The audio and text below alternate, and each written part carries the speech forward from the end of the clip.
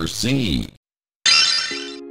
Hey everybody, and welcome to another episode of GGRC. I'm RC, and this over here, my co-pilot, co-host, Sushi. You guys remember him. He's back on camera, back front and center with me, and I think he's very, very happy about it.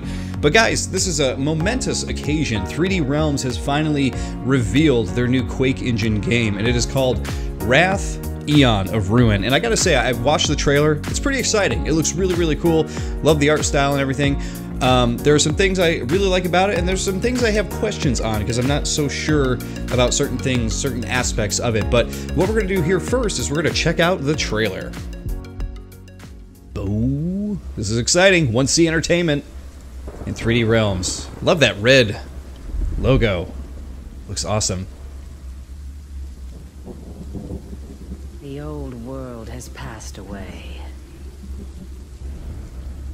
A kill pixel nightmare. Love the atmosphere of this beginning, by the way, too. Amidst the ruins lurks an ageless fear. All the dead trees in the graveyard. Ancient door that opens up here. And a makeshift Quake symbol there. Keep that in mind. You will not survive, she says.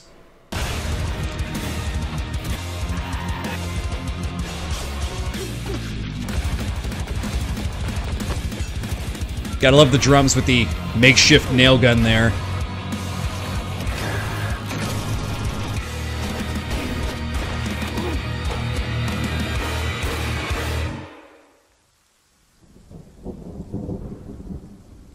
Looks great. It really does. The trailer shows off a lot of really cool stuff. Wrath.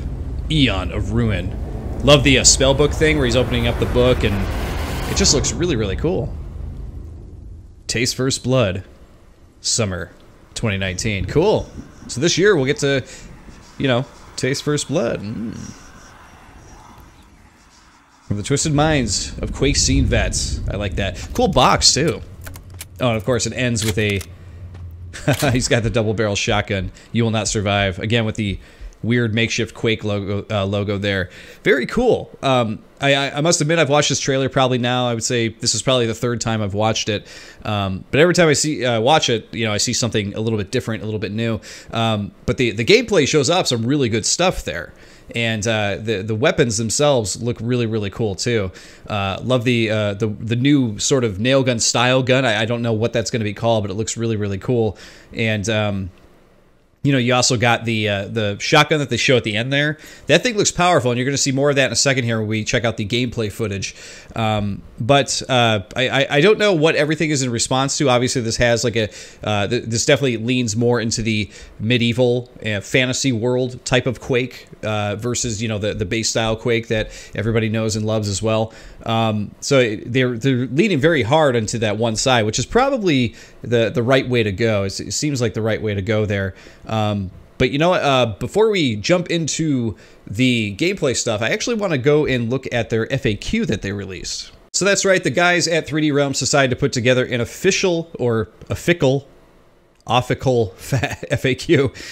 Regardless, they have up an FAQ here of different questions that people might have, and some of these questions are definitely answered. My questions, I should say, were definitely answered reading this. Some of the other ones I have were not, and we will discuss those in just a bit here.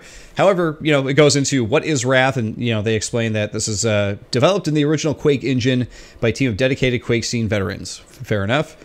Who's making Wrath.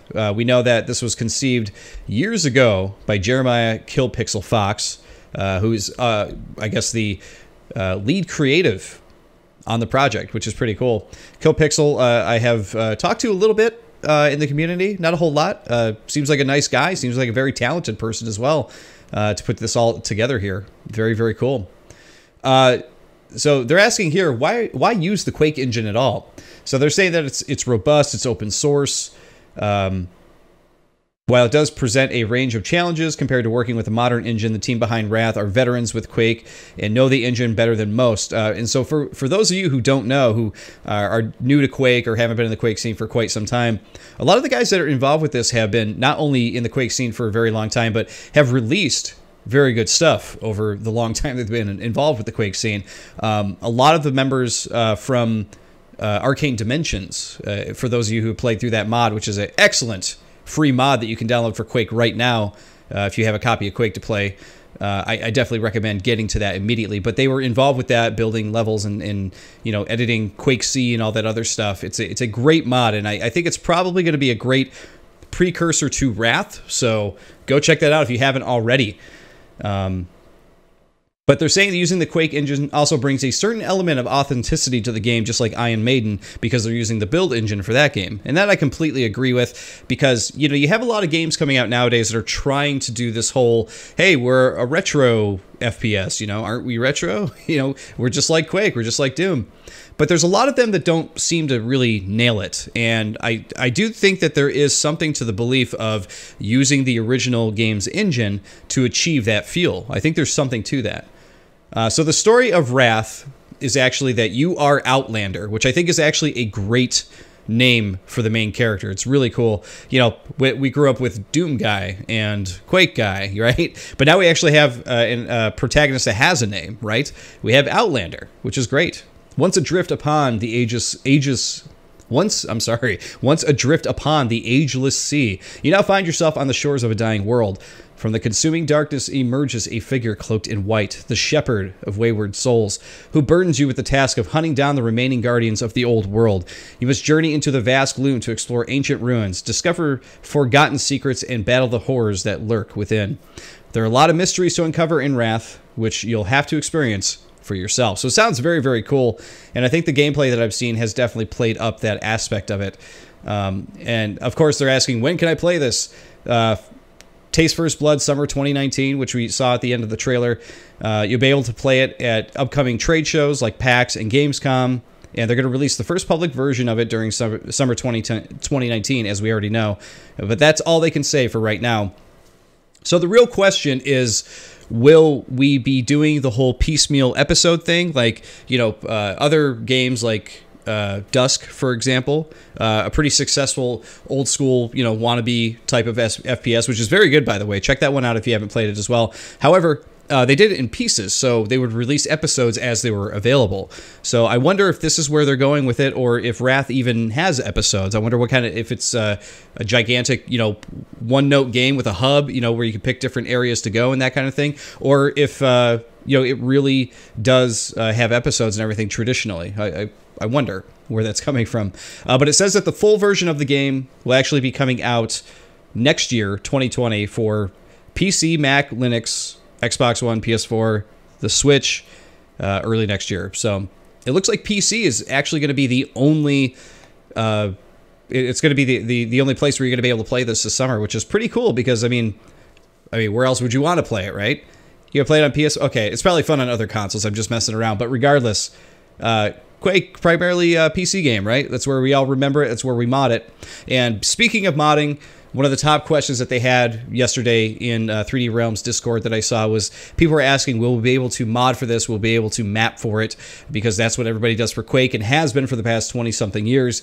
And they say, yes, Wrath will be released with full support for user mods and maps and will be released with the same tools they used to develop the game.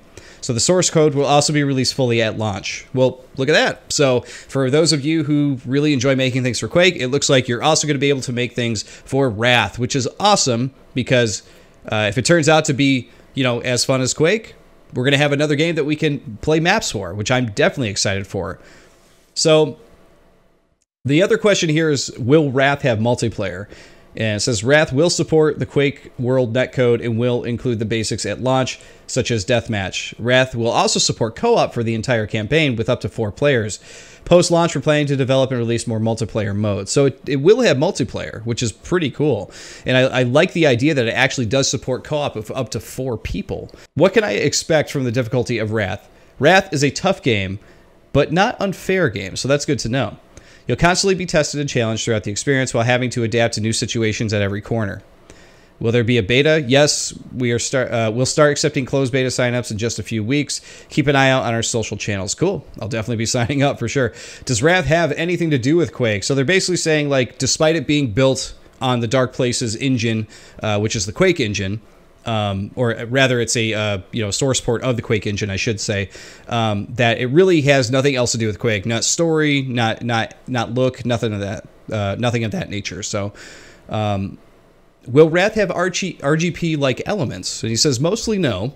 However, we do take a slightly different approach to Wrath than its spiritual predecessors. First of all, Wrath is not a completely linear game. Instead, you can approach each hub and each level within at your own will. So it sounds like it's not going to be traditionally an episode-based thing, but I guess if you think of each hub as an episode, maybe that's kind of what they're going for. It has a certain element of Metroidvania in that regard. The game is also relatively deep in terms of lore. Metroidvania thing really intrigues me because imagine going into one hub, finding a weapon or an ability or something like that, coming back out and being able to use that in another hub area. That actually opens up a lot of avenues there, and that sounds really cool. If you choose so, you can pick up manuscripts, old maps, drawings, notes, and diaries from the old world to help you on your quest uncovering the mysteries and secrets that await you.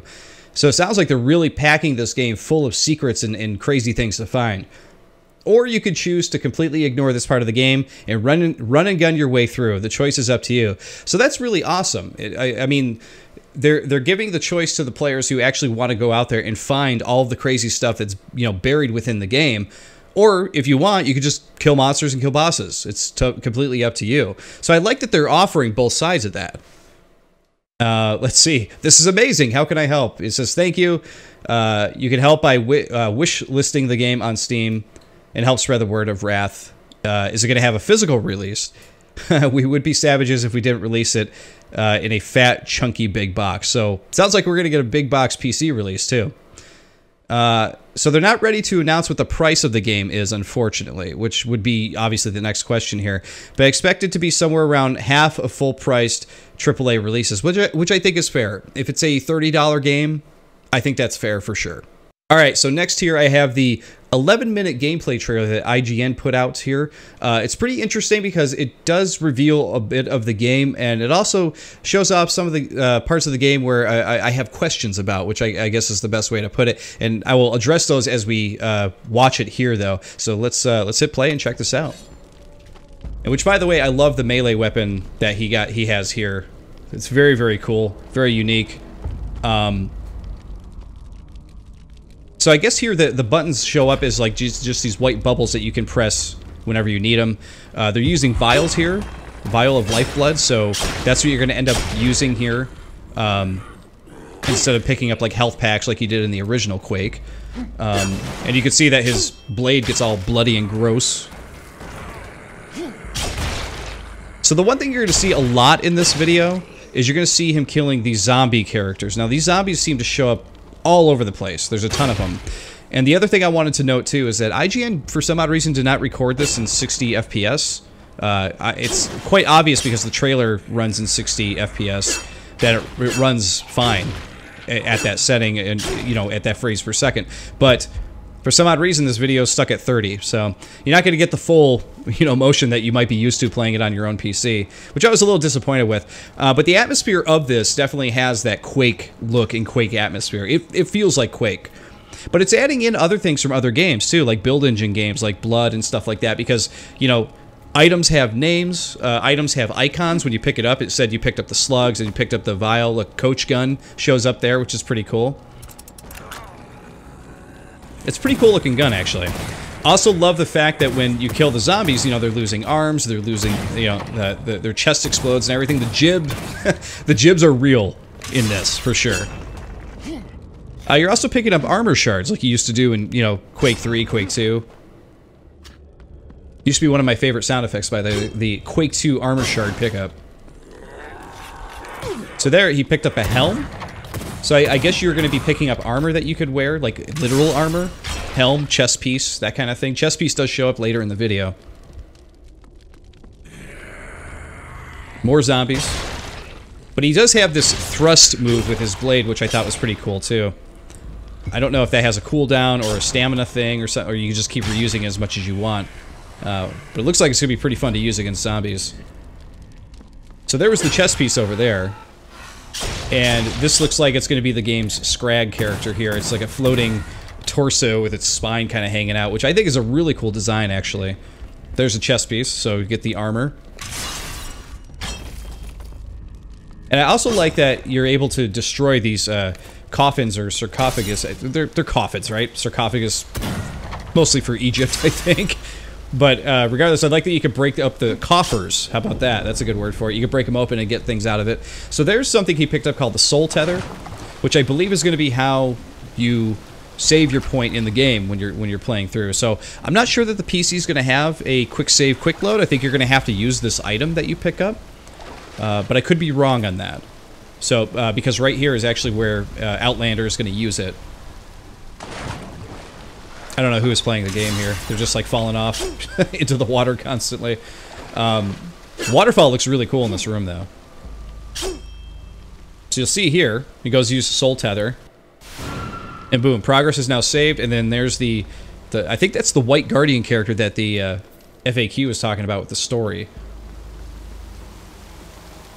So here we are now outside, which looks pretty awesome. Love the swirls coming up from the projected light coming up there. What's interesting is that whole area that we went through there was just zombies, and we come outside here, and there's just zombies again. So there are a lot of zombies in this one part of the game. Now, this is what raises my first concern with the game, is it mostly zombies? Because that's all we're seeing in the gameplay trailer, or rather, this 11-minute gameplay footage video.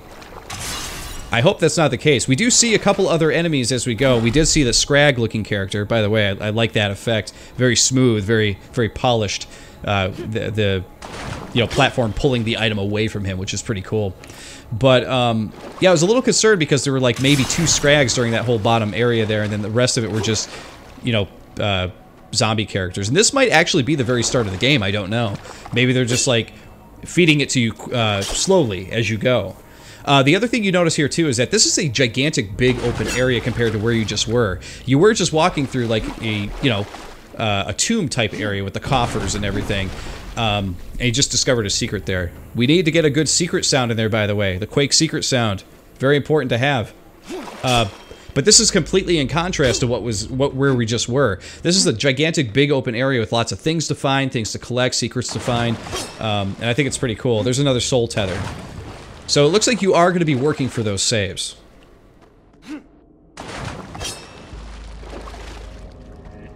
Love the atmosphere out here, though. I know I said it about the trailer, too, but this is quite beautiful. There we go. Slugs, Life Siphon. I like they confirmed that, too, in this video. When he jumped and then did the thrust, you can use that to get up to closer or further away areas. You can see that now we have finally, like, another new enemy type here. It looks like a zombie that throws, like, these green sludge balls out at you. Reminds me a bit of Unreal, or Unreal Tournament. We used to shoot that green... I forget the name of the gun off the top of my head here, guys. But there's the shotgun. Now, this shotgun seems very beefy and very powerful.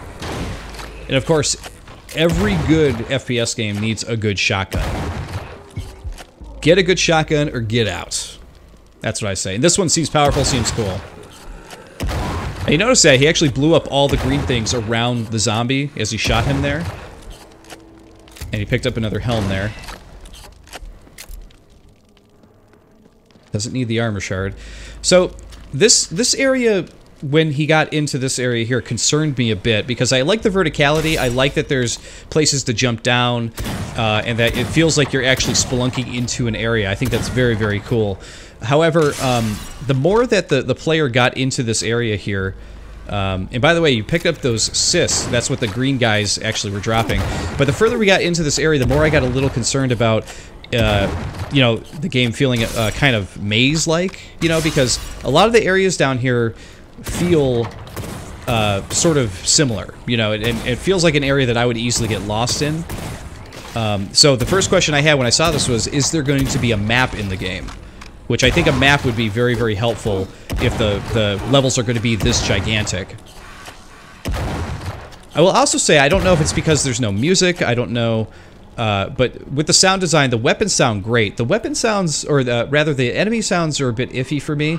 They kind of make this area feel a little bit empty. And I know it's supposed to feel decaying and empty and that kind of thing. That's what the game is going for. But it feels very, like, I don't know, very lonesome. Like there isn't much going on. It feels kind of, I don't know a better word for it besides empty.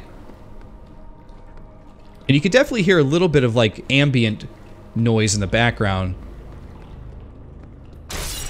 But I don't know if it needs more characters. Like, the Quake has the Fiend. Every now and then you'll turn around the corner, and the Fiend livens things up because it's jumping at you, and you got to run back and get away. A lot of these enemies don't seem like they're doing a whole lot. Like, they're kind of just coming at you slowly, coming at you like this. The Scrag character with the spine is kind of just flying back and forth. It shoots a projectile at you, but it doesn't seem to pose much of a threat. And these zombies, like, I guess if you get overwhelmed by a lot of them, it could be a big problem, but there's nothing in this gameplay video here that makes you feel, like, super threatened, you know what I mean? But I know that they have better, bigger enemies throughout the game, because in the trailer they show those things off. I just missed the name of that. I think it was the Fang Spitter. But this is going to be your basically your new nail gun. I love the sound of that, too. They definitely did really good on the weapon sounds, I think.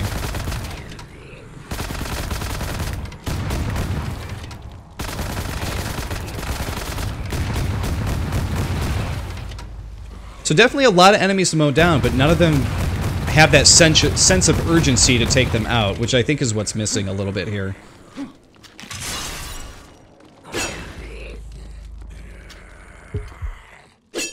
Beaker of Lifeblood. It's going back to using the blade there. Like, no way, man. Use the Fang Spitter. This thing is cool.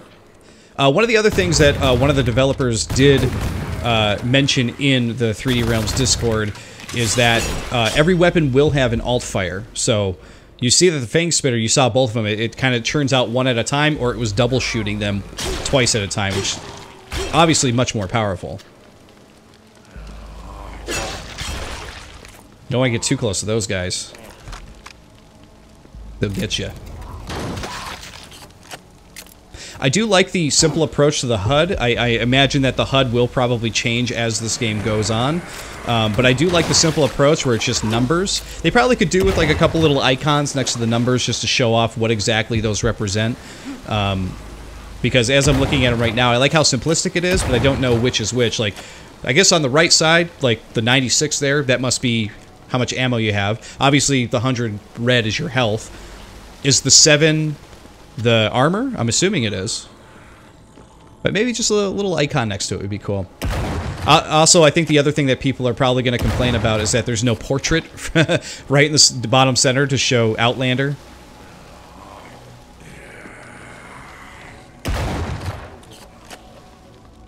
So you can see as we go further and further into this dungeon here, you can see how, at least for me, I can see how I would probably get lost down here and not really sure how to make my way back up and where I'm going here. And a lot of that has to do with, like, I feel like the textures being used and stuff like that. It's very much like, you know, because it's the same brick that's been laid down here all this time, all these centuries and everything, right? But I will say that I am definitely digging what I saw there. I just have a few questions about the different things. You know, the map, and you know what the enemy confrontations are going to be like in more serious situations and that kind of thing. But other than that, I mean, this game looks great. The aesthetic is really cool. The atmosphere is really cool. I like the Outlander character. I think the idea of it is really, really awesome. Like, so far, so good. I'm digging what I'm seeing. Well, there you go, guys. That is Wrath, Aeon of Ruin. Like I said, I think it looks great. I think as a, you know, an introduction to this game, I think it does its job. I feel like the gameplay video probably could have showed off a bit more of what to expect during a more hairier moment in the game. Maybe you don't have to show a boss battle, but show like a mini boss battle. Show like when things get a little bit more hairy, because as that was being explored, you know, it's cool, but I don't feel like it's showing off the moments that people are really going to appreciate from the game. It kind of was showing like a good 11 minutes of, you know, sort of like docile movement. Like, okay, I'm getting used to the game here. You know, this is me discovering a couple of the weapons, that kind of thing. And that stuff is important, discovering the weapons, learning how to use them, that kind of stuff. But it would have been cool to be thrown into a couple situations where it's like, here's the Fang Spitter, now you got to use it on, you know, these crazy enemies that all attack you at once. That was one of the things that Quake does a lot, is the ambush. You know, you always expect when you pick up a weapon, there's going to be some sort of ambush. There's a reason why I'm picking this up, or why it's just laying out here for me to get, you know. And I feel like the gameplay is missing a little bit of that kind of stuff. But of course, like I said, this game isn't coming out for another year. So they have a lot of time to brush this up, and I know that these guys, with their repertoire of talent that they have behind this game, I know that they're probably just buttoning these things up, tightening it up, and everything like that. And like I said already, I really like the aesthetic of it. I like the look of it. The art style is really beautiful. And I like the story behind it too. I think it's really cool that you're going to be going into this, you know, these old worlds and taking out these bosses and everything like that. And you're playing the Outlander, which I think is a really cool name for a character. You know, it's been used before in movies and that kind of thing, but I don't know that there's a main protagonist that's ever been called that. So I think it's great that he's just another generic character, but he actually has like a great name. But I am very much looking forward to seeing what else is going to come from Wrath here, because it looks great. It's interesting though. The character's named Outlander. I almost feel like maybe they should have called it like Outlander. I don't know. I don't know where Wrath comes from. That maybe is further into the story. But regardless, looks great, guys. I gotta say, great job on this so far. Really looking forward to seeing more of it. Would like to know if it has a map. That's definitely something I would like to know too. But regardless, yeah.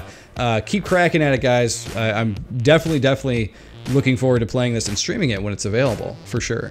But there you go, everybody. Don't forget to join me on my Discord, GGRC. Come chat about the game with us. And of course, I would recommend joining the 3D Realms Discord as well if you haven't already, because they have been talking about it like crazy since it was revealed yesterday. But there you go, everybody. I'll see you all next time. GGRC.